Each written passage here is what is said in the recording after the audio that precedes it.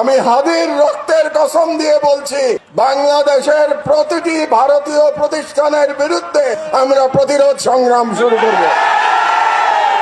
ওসমান হাদির বাংলাদেশে ভারতের দালালি করে কোন রাজনৈতিক দল ক্ষমতায় যেতেও পারবে না, ক্ষমতায় টিকে থাকতেও পারবে না।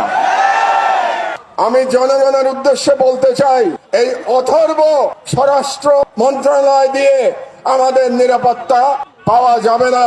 আমি সরকারের প্রতি আহ্বান জানাচ্ছি, আপনারা অনতিবিলম্বে জাতিসংঘে ভারতের বিরুদ্ধে নালিশ উত্থাপন করুন যে ভারত বাংলাদেশের বিরুদ্ধে অঘোষিত যুদ্ধ ঘোষণা করেছে, এবং এর বিরুদ্ধে জাতিসংঘের সাধারণ পরিষদ এবং সিকিউরিটি কাউন্সিলে আমাদের অনতিবিলম্বে যেতে হবে।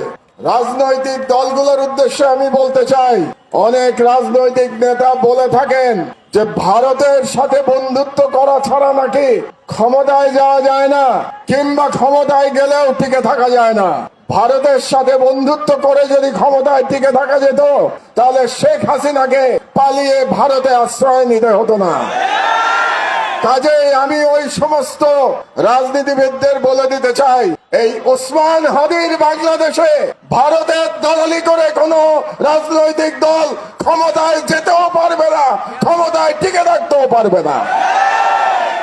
আমি ভারত সরকারের প্রতি আহ্বান জানাচ্ছি, আগামী 25শে ডিসেম্বরের মধ্যে আপনারা খুনি মৃত্যুদণ্ডপ্রাপ্ত শেখ হাসিনা এবং আসাদুজ্জামান খান কামাল এবং হাদির হত্যাকারী, হাদির উপরে আততায়ী যারা ছিল, তারা যদি ভারতে আশ্রয় নিয়ে থাকে, তাদেরকে 25শে ডিসেম্বরের মধ্যে আপনারা হস্তান্তর করুন, প্রত্যর্পণ করুন। না হলে আমি হাদির রক্তের কসম দিয়ে বলছি, বাংলাদেশের প্রতিটি ভারতীয় প্রতিষ্ঠানের বিরুদ্ধে আমরা প্রতিরোধ সংগ্রাম শুরু করব। আমি সরকারের প্রতি আহ্বান জানাচ্ছি, 25 তারিখের মধ্যে যদি এই খুনিদের পাঠিয়ে দেয়া না হয় বাংলাদেশে, তাহলে বাংলাদেশে কর্মরত প্রতিটি ভারতীয়ের ওয়ার্ক পারমিট বাতিল করতে হবে। আমি জনগণের উদ্দেশ্যে বলতে চাই, এই অথর্ব স্বরাষ্ট্র মন্ত্রণালয় দিয়ে আমাদের নিরাপত্তা পাওয়া যাবে না। কাজেই তাদের আশা আমাদের ছেড়ে দিতে হবে।